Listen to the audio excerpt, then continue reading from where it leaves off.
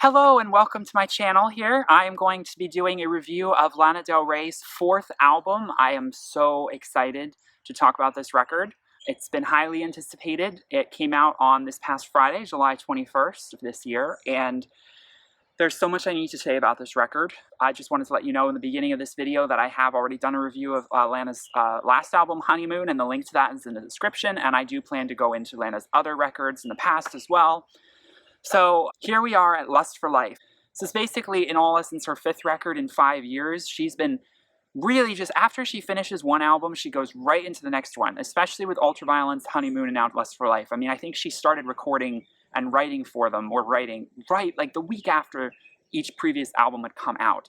And it does kind of make me wonder if maybe Lust for Life is a good place for Lana to sort of take a break from afterwards, because I really feel like this album is quintessential Lana Del Rey, and it encapsulates the past three albums in terms of thematic material and sound, and also sort of with her vocal ability and her approach to music and songwriting. I mean, it's her longest album yet, if you don't consider Born to Die in Paradise one album, you know, the Paradise edition, which was like over 20 songs. 16 songs, an hour and 17 minutes long. It is a really big bite of music for us Lana Del Rey fans, and I personally do not have a problem with the somewhat longer side of this album. You know, there's no deluxe tracks as far as I'm aware. There might be, but I really think it works as a long body of work. I don't think it's too long. There are, you know, tracks, the last three tracks on the album are all over 5 minutes long, and I think 13 Beaches is also over 5 minutes, and I think In My Feelings is either 5 minutes, if not over. A lot of the songs do breach that 5-minute mark, but then we have other songs that are a lot shorter to kind of make up for that. And I think because of that balance, the album flows pretty smoothly. I do think that, you know, maybe some of the last few tracks maybe run on a little bit of the long side, but I'll get to that when I talk about them. But overall, this length of the album is not a problem for me. We are seeing Lana smiling on her album cover for the first time in any of her album covers. And we're getting a sense of Lana through this record that is so much more reflective and timely and grounded in the moment and very hopeful, which is a little unique to some of her previous work. Now, don't get me wrong, this is still a brooding record, and this is still, you know, it's not necessarily a record that is going to make you, I don't want to say sad, but it definitely, for me, is an extremely emotional record. And I do feel a lot of strong emotional pain in the songwriting, which in some areas is extremely dark, waxing and poetic. She's utilizing, I think, a much crisper and sort of more stylistic songwriting ability than she's used in the past. And I felt like, I really can feel like she's grown in her ability to write songs and just keeps improving. That's being said, there are some things about this album, as I'll get into, that I'm not 100% crazy about. I am a Lana Del Rey fan. I do love all of her music. I definitely would listen to this album all the way through. There's no skippable tracks for me. However, there are some issues I do have with it as well, so I will get into those as well. So without further ado, let me get into the first track. The first single was released in February, titled Love. And this song is, you know, the perfect opener. It begins in a sort of just very bare, minimalistic style, but it's a very strong, is it a ballad? Is it more of a pop song? It sort of bridges both, and it has a swooping melody. She showcases her vocal ability. It's not my favorite song on the record by any means, but it's definitely a good opener and definitely sets the tone for this album being sort of about the broad essence of love and moving forward with it, and the future and the past and reflecting on it. All of these themes are touched on in this opening track.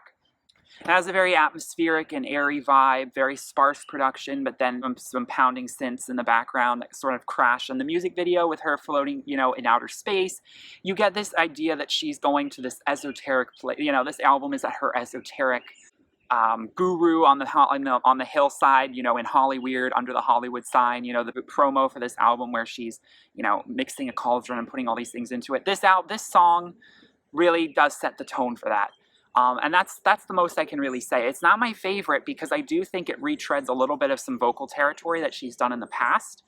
You know, it's definitely not like a dud in the album by any means. It's just, it's funny. By the end of the album, you sort of forget about that song because there's just so much more powerful material to come. The title track, Lust for Life, featuring Abel from The Weeknd, You know, it's an interesting, it's when the song first came out, I've got to be completely honest, I wasn't actually that crazy about it because I think the title Lust for Life is such an emotionally packed title, and this song carries a lot of weight. You know, it carries the title of the record, especially when the record is this long. This song has to live up to it. And to be perfectly honest, if I did have to rank songs on this album, this one would probably be lower on the list, just because I do think it gets a little bit repetitive with the take off all of your clothes. The production, it's something we've kind of heard before from her. The one thing I will say is their voices, Lana and Abel's, work so well together. I mean, when she did the feature on his album on Stargirl, I mean, the features work so well. Their voices blend so beautifully together, and I appreciate that for it. I mean, they had to collaborate on this track. They definitely did. And you do get a urgency of like, let's love now. Like, the world is falling apart. We've got to just surrender ourselves to this powerful love, which he sings about in the first track. So it does follow in that suite very well. It's just, for me personally, I have a little bit of hangups with some of the production on this song, and maybe just the repetitive nature of it. Maybe it just feels, it's not like super long, but it feels a little long to me. It's kind of like I just want to get to the new songs. Like when I was listening to this album for the first time, I guess maybe because I just heard this song so many times now.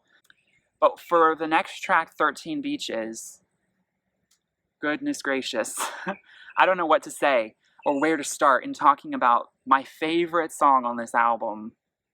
This is a song that you can't help but like cry the first time you listen to it if you're a Lana Del Rey fan. But even not, if you have a very emotional soft spot in your heart, there's something about the pacing and the vocal delivery and the lyrics of this song that just bring out every single emotion within me.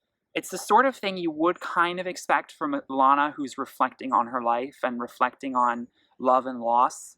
She's singing about it took 13 beaches for her to find one empty. Now, whether you take that literally, I think she did literally look for 13, you know, I think she literally did travel to all these beaches, and she's using that as sort of a songwriting basic point to build the rest of the lyrics from, which I think is a great idea, you know, to finally find a space that you are free. But I allude it to, obviously, you know, you try so many different places and things in your life, so many, that you finally find one, a place that you feel like you belong.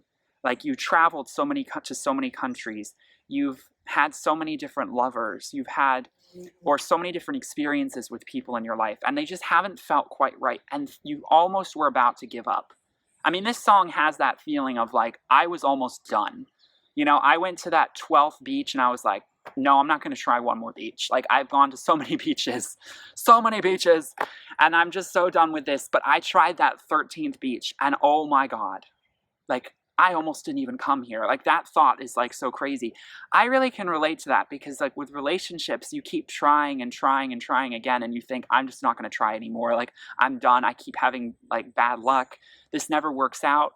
But then there's that feeling in your head, and you think, what if the next one?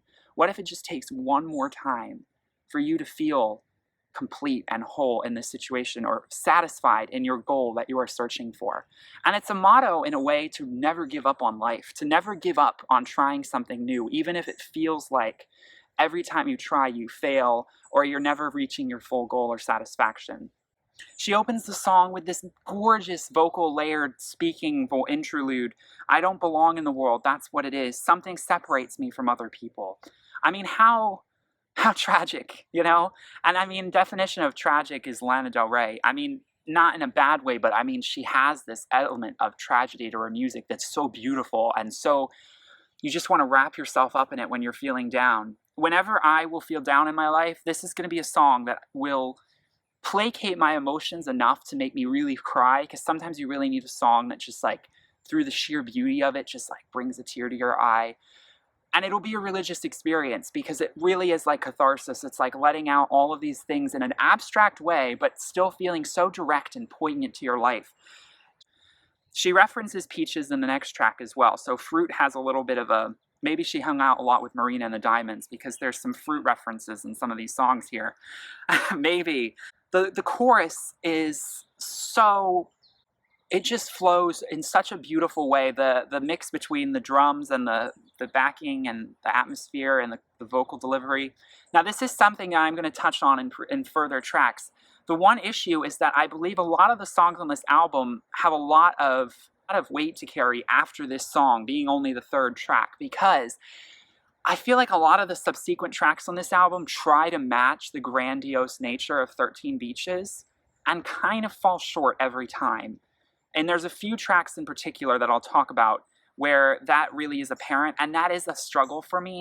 One of the things I do think is a problem in some of these songs is that the choruses are not as strong as the verse delivery. The songs open and start so beautifully, and the piano or the melody that she's using is so calming and so well composed. And then we build up, but then the chorus is sort of either it sounds too much like 13 Beaches or another song that she's released before, or it just feels discordant, and it feels like it's reaching desperately for something. But this song is not doing that at all. The final part where she says, "But I've been dying for something real," and the way she draws out dying and goes on to so many different notes in one word, I mean, it's just, oh God, it's what we needed. It is so what we needed from her. She's never really done that before with her voice, and it is so important to this song because it climaxes in such a way that turns it from a somber to hopeful, but then somber again sort of mode that really sweeps you up like a wave and then crashes you back down, but it's a beautiful wave. And so she says, "And I've been dying for something real." Oh, ain't that the truth?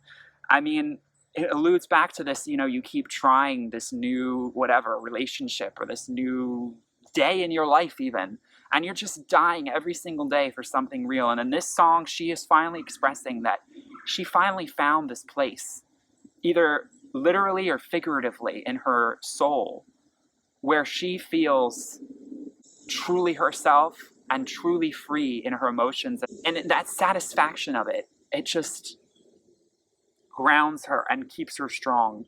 And so this song is like an anchor point for her, and it's such an important song for the rest of this record. Something that I wanted to touch on with this song, 13 Beaches, is I think it perfectly encapsulates the feel and vibe of Lana Del Rey's music and catalog. The song Summertime Sadness is illustrated by this song and others that she's done. It's a very summery feeling song. She talks about white sunshine and, of course, the beach, but it's the perfect tinge of melancholy that you feel in the summertime sometimes when it's really hot outside, and you feel this calming sort of sadness, but it's like you just want to like feel the good vibes of her music and just like roll with the windows down and the sun and the palm trees. It just perfectly encapsulates this feeling that you can feel in the summer of like life and energy, but this sadness tinged with it of maybe you don't fit in. This feeling, a lot of times in the summer, people can get depressed because everyone's out and extroverted. And introverts can actually, believe it or not, sometimes have a hard time with that because it feels like everyone's out there without you. And this song, she's talking about feeling alone in the world and isolated from everyone else. And so she just perfectly points out that feeling of, even though the sun is shining, I still feel melancholy. I still feel sad. But it's not necessarily the most dark sadness you could feel, like, of like death or something. It's just more of this sort of like isolation and solitude and melancholy. And I just thought this song brilliantly, they pointed to that. The next song, Cherry, is very different from the previous. It's a little bit more kind of ultra violence style, I think. And for that, I will say it's not a huge favorite of mine. She's going for a little bit of a trip hop sort of beat at the beginning, and it's sort of like, trying to find a melody, but not quite. And it's just sort of her kind of cruising on this sort of one monotonous tone. I mean, I'm not saying she's monotonous necessarily. That's a criticism a lot of people have of her. But for me, this song doesn't do quite so much. It's a little bit more aggressive, and she does say bitch several times in the song, which I think is hilarious. Do I necessarily think it needs to be in there? Well, I mean, I think my only problem with that being in there is that it's not really something I can play to my parents because, they don't view that as like something that's very eloquent. And she ends with just, the F word, just like, but it's funny. I mean, it is hilarious. And I think it is meant to be kind of sarcastic. And she's talking about like kind of, I believe, like kind of soiling. I mean, people talk about so popping their cherry. This love is kind of, is it good or is it bad? Like I'm feeling this love with you right now. And it's sort of like all of these things. It's evil and good at the same time. I fall to pieces when I'm with you. My cherries and wine, rosemary and thyme. A little bit of an interesting inclusion there, if it's not just for the rhyme scheme, what she means by that. And all of my peaches are ruined. And then in the later parts, she says, bitch, after that. And it's just sort of like, and you ruined me. So, I mean, it could have some sort of not like necessarily pleasurable sexual experience connotations to it. That's sort of my, where I'm at with this song is I'm not really entirely sure if she's necessarily alluding to that or if she's just sort of saying, damn it, you're so good. Like, oh, F you. You were just too good. Like, I don't know. It's a little bit ambiguous and I like that about it, but it's very abstract and yet it's very, very direct in what it's telling you. So you're hard to read, Lana, sometimes. But that's a good thing. It's a good thing. It means you have layers. Okay, so we have the next track, White Mustang. If Cherry felt like it belonged on Ultraviolence, which I really do think it does, it feels like it just fits perfectly in that album. White Mustang definitely belongs on Born to Die. Oh my gosh. I mean, can anyone else hear that background sound that she used all the time in songs like Blue Jeans and $1 Million Man, even in Born to Die? It is so much harkening back to her original kind of hip-hop, slight, more beat-driven aesthetic of music, and I'm all here for it. It is a very classic Lana song where she uses a white Mustang as sort of this reminiscing point, and it places it in a time period, and it's talking about a specific love that she may or may not have experienced, but she's just harping on this image.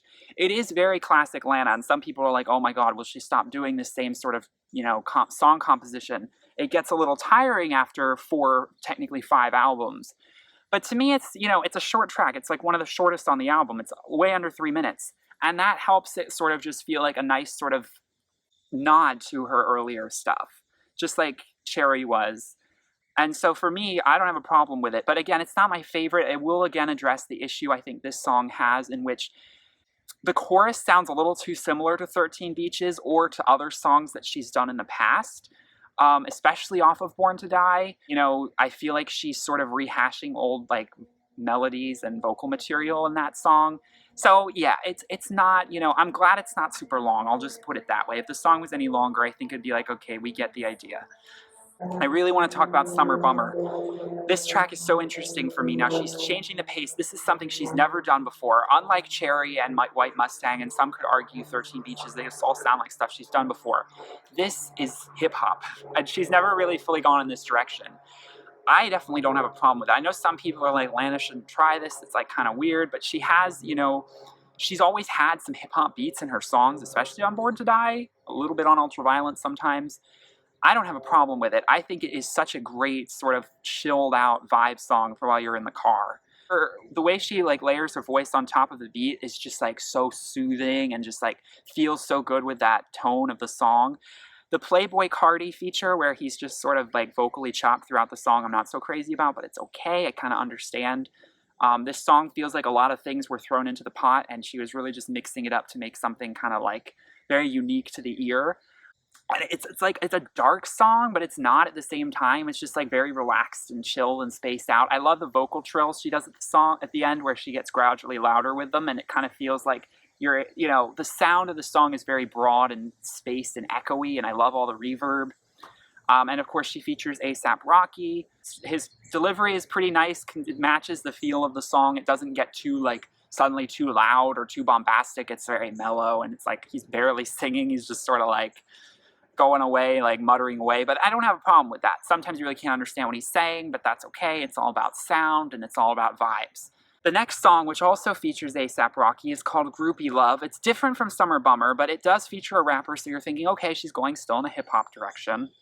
But not so much. I mean, she starts out on suddenly a very positive, like, chord, and she's just, like, saying this, basically, she's putting herself into the view of some groupie or someone in the audience of this guy's show, and she's saying, like, I want to see you after the show. Like, let's enjoy our groupie love, it's like a perfect sort of story that she plays out for you. And it is one of the strong suits of songs like that of hers, where she really does just like embody a certain person in a certain situation. And this is a new territory for her. She's never sung from this perspective necessarily. And I really enjoy that she kind of just plays along with it, and then she kind of just like the loud, sort of all-inclusive layered sound of her voice singing Groupie Love is just like, it's so like slow motion, and it's so like you just can't help but sway to it. And I really think it works well for the song. A$AP Rocky's rap is a little bit more like, here compared to the previous track, it's a little bit more like singing to another person instead of just like mumbling into a microphone and making cool sounds and doing things with it in production. So it's a bit more present of a track. I think it's a good sort of good lead away from Summer Bummer, because Summer Bummer's like really mellowing it out, and we need to get back up again. Now we go to In My Feelings. Now, this track I do have a few problems with. I do think this track is a little on the long side, and it's not my favorite by any means. In fact, it could be possibly my least favorite. If I had to pick one song that I would probably skip on this record, it would be this one. And that is unfortunate, but it's still, it's not necessarily something we've heard from her before. She's got a beat to this song. She's got an urgency to it. It has some very interesting lyrics that she's got. I'm smoking while I'm running on my treadmill, but I'm coming up roses. What the heck does that mean? Could it be that I fell for another loser? I view it as, I mean, she's dissing, she's dissing an ex. She's talking about someone just like completely wasting her time. And then she says, I'm crying while I'm coming. I mean, she's just going she's just going all the way there. Making love while I'm making good money. Sobbing in my cup of coffee because I fell for another loser. Why did I waste my time with you? But for me, again, it's more my issue is not with the lyrics, but it's just with maybe her vocal delivery. It just feels a little bit like it's looking for something, it's not finding it in terms of like a true catchy chorus, or I don't know. It just, for me, feels like a little all over the place. And I think Lana, believe it or not, is like a lot stronger when she is sort of a little bit more stripped back. And this song, although I do like when she gets really orchestral and cinematic, this song is neither of those and sort of just falls flat for me on that front. But it does have a big middle finger in it, and a bit of a cheek, which is an important aspect to have as a part of the whole of this album. The next track, Coachella, Woodstock on My Mind. It's funny, when the song came out and it wasn't supposed to be on the album, I sort of like passed it under the rug. I was like, oh, it's a nice idea, but I didn't really listen to it very much. But now that we know it's on the album and it fits into it really well, I really love this song. I love all of the allegory and all of the ways she's talking about the world and talking about comparing Coachella to Woodstock and comparing our current political situation to the 60s and 70s.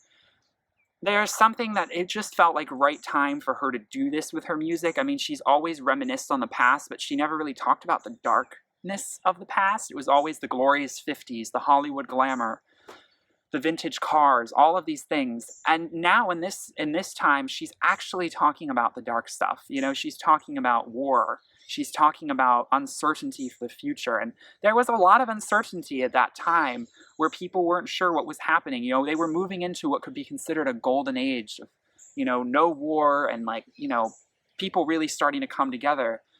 And now we're in a similar time where it does feel the same. We feel the same trepidation about the future, especially in America right now, given our current political state, climate. And I know that Lana did say that this album was going to heavily be influenced by the 2016 presidential election. And this track and 1, 2 after it definitely are all about this. And I love the way she uses this as such a hopeful sort of message for the future. In putting these two time periods together, it blends so beautifully. She talks about a stairway to heaven, just all these references, and in such a beautiful fashion. It's her in her strong suit for me, and I really think that Lana's brilliant at doing this with her songwriting. Like, she just pulls all these things from the past and just reimagines them for the future, and I'm so here for it.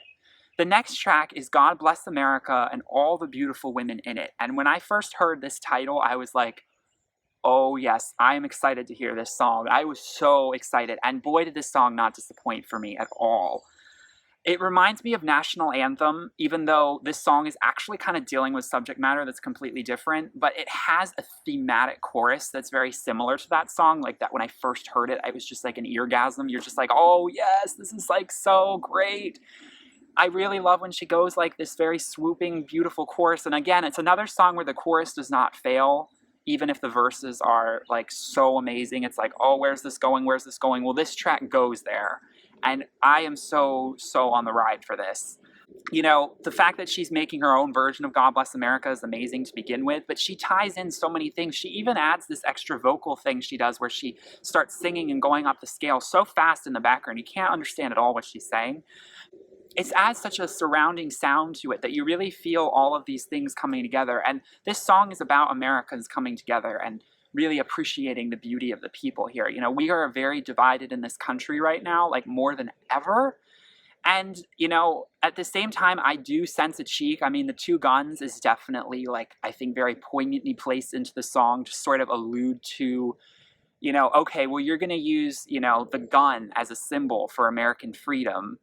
Okay, well, I'll use it in this song as like an FU to say that, like, because it's a very feminist song. I mean, she's saying all the beautiful women in it. This is a bit of a, you know, FU to, you know, hardcore misogyny that's always overlooked, you know, the issues that we have in terms of equal pay for women or the way women are treated in the media or the way that, you know, our president talks about women. Yeah, I just went there. Let's just say that this song is very much needed right now, and it is so anthemic and just something you want to scream at the top of your lungs at your next 4th of July party. Like, forget the original. Like, it's a great song. The original is beautifully composed, don't get me wrong. But this is my version, and I'm going to be blasting this every 4th of July or every single time that America has some sort of moment where we need to feel patriotic. It's a patriotic song. It's in no way a diss to America. It is all about America, and it's all about Americana.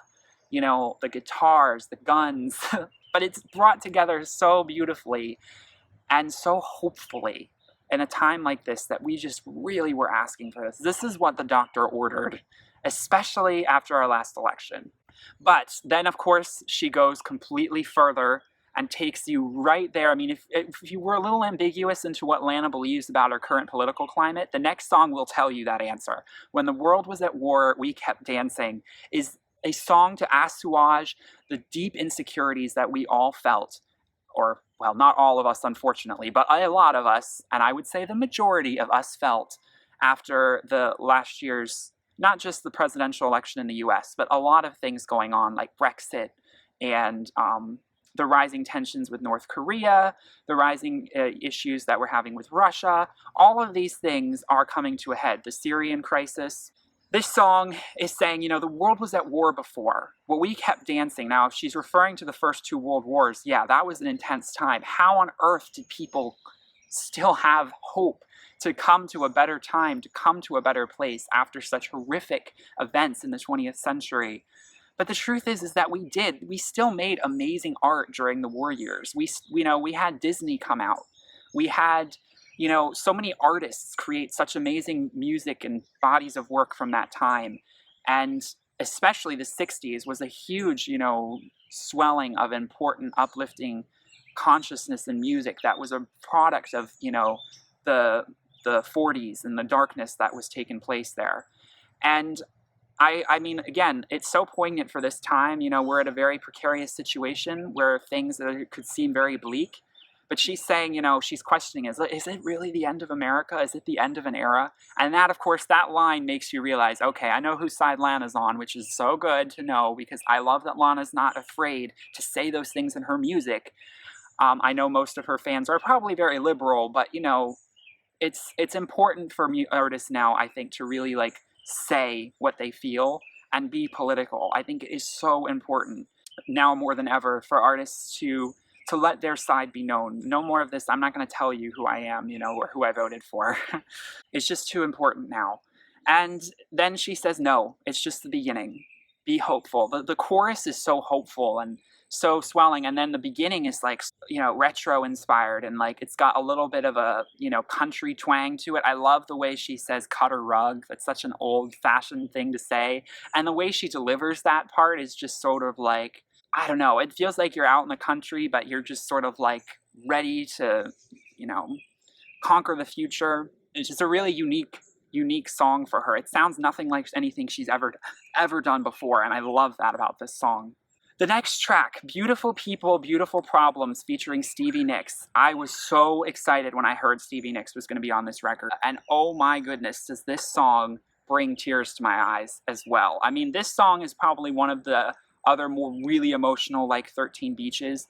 The opening that she sings, the lyrics are just like, oh goodness. Blue is the color of the planet from the view above. Long live our rain, long live our love. Green is the planet from the eyes of a turtle dove, till it runs red with blood.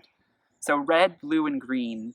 She's using the colors. She's talking about the planet. She's talking about viewing it from above. Could that be perceived from heaven or from outer space? And she's pointing herself in this sort of hippie, but not too hippie sort of way of explaining like the peace movement, basically. And then to feature Stevie Nicks and that is just so perfect, because the two of those women coming together, I mean, that is just you know, like a peace, love, unity, respect sort of movement right there. And then I love how, you know, Lana's so abstract and sort of esoteric with her opener, but then Stevie comes in and she really grounds it and brings it down to earth by saying, blue is the collar of the shirt of the man I love. He's hard at work, hard to the touch, but warm is the body of the girl from the land he loves. My heart is soft, my past is rough. So she references blue, but instead of going into other colors, she talks about hard and soft and rough and warm. So she's bringing it back to home. You know, that Lana was talking about like peace in the world. Stevie's talking about peace in the home and in yourself. And I think that the two of these women coming together saying, you know, yeah, we're trying to find peace. We're all beautiful people, every single one on this planet, but we all have issues. We all have problems in our lives, God knows. But we got to try every day to keep moving forward and bringing peace and love to the planet and to everyone around us. It's just such a beautiful statement song. Thank you, Stevie and Lana, for writing this. The piano is anthemic. I mean, it just carries you along in this beautiful, beautiful piece. And we come next to Tomorrow Never Came, featuring Sean Lennon. Oh my God, I mean, if she's pulling out all the stops, this is where she is. This song is so Sean Lennon, and I love, well, it's John Lennon, really. I mean, this song harkens to that style in 60s so beautifully. Her voice fits so well with his. You know, the concept of Tomorrow Never Came is just such a bittersweet and beautiful sentiment about how love can be lost. And it's a positive song. It has like a very sort of like, it has a nice wistful tune to it, but it's dealing with kind of a really sad, depressing moment in someone's life. Saying like, how can I, you know, reach you and be with you if we keep missing each other? And it really tugs at the heartstrings. But at the same time, it's such a feel-good, sort of easy and breezy song. Easy breezy. Yeah, I just went there. Lana is a cover girl. So after that, after our emotions have already been going on a journey here, we come to the final three tracks on this record: Heroin, Change, and Get Free. The three songs that are over 5 minutes long, and boy, do they like let you in. Heroin is so haunting and spacey, and the lyrics are so devastating. I mean, at first you're thinking, yeah, she's talking about someone who died of an overdose of heroin. She's talking about her old man, which I would assume would be an ex-boyfriend, because, you know, she likes men who are older. And she's thinking about him, and she's thinking about, why did heroin have to take you away? But she also wishes she could go with him. You know how tempting it is to just get swept up in that high and to go to the moon again. And she's saying, every single night I go there and I think of you and I dream of you, and it's so beautiful and vivid and I feel so alive. Why did heroin have to separate us? And heroin has this sort of tragic element to it, and that's like one of the hardest drugs there is. I mean, it's so definition of a teenage tragedy sort of style of writing that Lana's used to employing in her songwriting and storytelling. And so you could almost view it as not literally talking about heroin, but it's talking about the rush of living young and wild and free, which is something she always alludes to like a drug in all of her music. But the one thing I will say about this song is this song does feel as though the pre-chorus and the verses are 10 times more strong than the actual chorus itself. You know, when I first listened to it, I'm like, oh my God, we are building to something good. Like 13 Beaches, Step Aside, like, oh, this is going to top that song. And then we get to the chorus, and it's sort of like, it sounds, I hate to say it, but it sounds too similar to 13 Beaches or White Mustang or other songs that she's done in the past. And that sort of detracts it a bit from me. It makes the chorus sort of, that's all it went there. I mean, I like that she's the way she's vocally delivering it. It's just we've heard it a lot, and this is a longer album, and this is towards the end. So at this point, you're at the hour mark, and you're like, okay, like, you know, maybe this could go. And then she does sort of break it down and do some very experimental vocal stuff. And I do think it's interesting. It's just not so interesting to me at this point because we sort of know that you're just sort of filling out the song. And I appreciate you experimenting. It's an experimental song and it's an abstract song. But for me, it doesn't do so much. So it does suffer in that regard. It's one of the bigger issues I do have with, and if I have any issues with this record, would be this sort of repetitive chorus loop that she uses. Again, not just in this album, but in all of her albums. It was even a little bit of a problem on Honeymoon, to be honest. I didn't talk about it. And I just think that it could be like maybe a little stronger in terms of the chorus. But the verses are so beautiful, where she's just sort of like delicately talking and singing, which is another thing that I know some people don't like, maybe that she doesn't necessarily belt or, you know, show off a huge vocal range all the time. I mean, she does on 13 Beaches. I don't have a problem that she's sort of adopted this sort of soft singing. I think it's very suiting for her voice. It's got such a richness to it, and it's got a weakness that you can feel, a vulnerability that you can feel. And I'm not saying I wouldn't appreciate Lana doing a powerhouse ballad, but I just don't think that's Lana, and I don't think that she necessarily has to do that. I know some people are like, I just wish she'd sing more like she did in Born to Die. Ever since, she's just been so monotone and a little bit like half asleep in her delivery. And I think it suits her really well. It makes her unique, and it allows you to really feel pain and emotion in her voice in a very sort of minimalistic, sensitive way. And I think that sensitivity to her voice really comes through. And so it's definitely like a chilled out nighttime vibe, whereas like instead of a, you know, Born to Die was like daytime music. This has been ever since like music for the night or the evening or for a inner moment. The next song is the most hushed and subtle of them all, and it's called Change. And it starts out with this beautiful piano intro that just sweeps you away. And I'm so glad that this song is where it is at the album, because it's so hopeful, and it's talking about, you know, all this change is going to come. And it was at first difficult, and I didn't know it was coming. She says that, you know, there's something in the wind, I can feel it blowing in. There's also one lyric I really love that really struck a chord with me, where she says, lately I've been thinking it's just someone else's job to care. Who am I to sympathize when no one gave a damn? And I'm like, whoa, like, yeah, like for real, like, why do I have to put in all this effort in trying to be a part of the world and contribute to it when it seems like no one else seems to care back? You know, it could come off as someone being very kind of like selfish and being like, I only want things if I can get them, you know, like I don't want to like just be selfless for other people. But there comes a point in your life, I think, where you have felt like you failed so many times in relationships or with people, and you're just like, why do I try anymore? Like, why do I waste my energy? I don't care anymore, you know? And that struck me really positive. And she's talking about this change being like, I am going to change this attitude in my mind, and I'm going to be so much more positive about the future and what's to come, and never knowing and appreciating each day as something beautiful, instead of just using the past as an excuse to be doubtful and pessimistic about all things, you know, to come in your life. And she says it's coming in softly, because change, you know, it comes in very softly and slowly, and often you don't even know it's coming, but before you know it, you're looking back on the last few months of your life and you're like, wow, I've really changed, and I didn't even really know it. You know, you spend so long trying to change, and you almost think too hard about it, like so hard. It never happens, and it never works that way. You have to sort of surrender and just know that you have areas where you need to improve, and that you're going to kind of take, you know, 2 steps forward, 1 step back all the time as you improve along your life. But before you know it, if you just sort of let things happen and just sort of be positive and work on your thoughts and meditate and all these things, suddenly your life is fixing itself for you. And it's a really powerful message. It's a soft but beautiful wind change in your life, where change does come to you. And it can taste sour at first.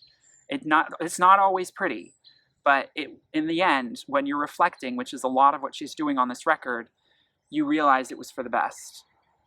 The next and final track is called Get Free, and it is the perfect closer for this album. It is probably my third favorite song on this album after God Bless America and 13 Beaches. And I would say that this song is the definition of a transition piece into a new era for someone. After change, what comes? You know, what's this new state of mind that I'm going to enter? And the song employs this unique chorus melody that is so hopeful all of a sudden. You know, at the beginning, she's kind of like got this sort of minor twang to her voice that we've heard before, where she's sort of like itching at being hopeful, but not quite there. And then she suddenly like sounds so enlightened and so happy as she sings all of these things. And then, of course, the way she shouts out of the black after she sings out of the black and then into the blue with that slight chord change is just so perfect. Out of the black is like shouted, like, get me out of here. And into the blue is like, get me to here. You know, the way she sings it, it so perfectly reflects the feeling of transition into a better place in your life. And then, of course, the track ends with just this nice sort of beaches and birds. And it's maybe a little bit on the long side, but then when you're listening to the album, you're sitting there like, I just went through this and I really deserve this now. Like, oh my gosh, I came here and I'm going to get to this place as well. Like, I am going to feel this content with my own life and with life in general after going through all of this and all the things I've learned. And so it gives the album a beautiful closing note. I think I sat in like silence for like 10 minutes after this track ended because I was just like, I just felt it so strongly. Like, I just felt her really going. It felt so authentic. Like, she's writing this like desperately trying to get to a better place in her life. And that's why I do feel like maybe that's a good way to sort of end like a chapter of Lana Del Rey's music. I'm not saying that she should, you know, change her style or anything drastically. I'm just saying she's been putting out an album almost every single year for the last 5 years. And I think it might be time for her to take a bit of a break, for her to sort of, because I do think sometimes spacing between albums is important. And I just feel like maybe this is a good place to sort of like, you know, to move into the next era of her music, which could be maybe another 1 or 2 years from now, instead of just like next year. I mean, who knows? Maybe she's already starting to work on her next album and we're going to get a new one next year. Again, it's going to keep the story up. I wouldn't complain. I love her music, so I don't have a problem with that. But I do also think it's important for artists to take time for themselves to sort of gather and collect and really, you know, take some time away from media. And I just think she's released so many amazing albums that it just sort of feels like a good bookmark, you know? A good place to stop. Although I guess I felt that about Swan Song with Honeymoon. I thought that Swan Song was her saying, like, at one point, I'm never going to sing again, like, literally. But no, we had an album coming right after that. So we'll see where she goes. But I definitely can sense that she's going to a very esoteric and very spiritually aware place in her life and in her music, and I am so here for that, and I am so proud of her journey, and I'm so glad to be a part of it and to feel all these emotions from her music. I mean, I really needed it this time in my life more than ever. I'm sure many of us do, and especially in these uncertain and somewhat darker times we've been going in, like as a society, we need artists like Lana to just take that pain and turn it into pure hope and pure emotion. It's interesting in this song, you know, she talks about chasing rainbows, and I love the way she uses that as sort of a metaphor for like the fame or for things in life that seem so good and beautiful at first glance, but when you actually try and reach out and grab them, you realize that they're so ephemeral and passing. They're actually not helping you at all in the long run. They're just deceiving you. You know, they're just illusions. They're just confusing your mind. She talks about I think there's been a war in my mind, and I really want to clear it out now, and I want to be myself. I don't want to live someone else's game or someone else's rules. I want to live my own life and be in control of my own thoughts and my own decisions.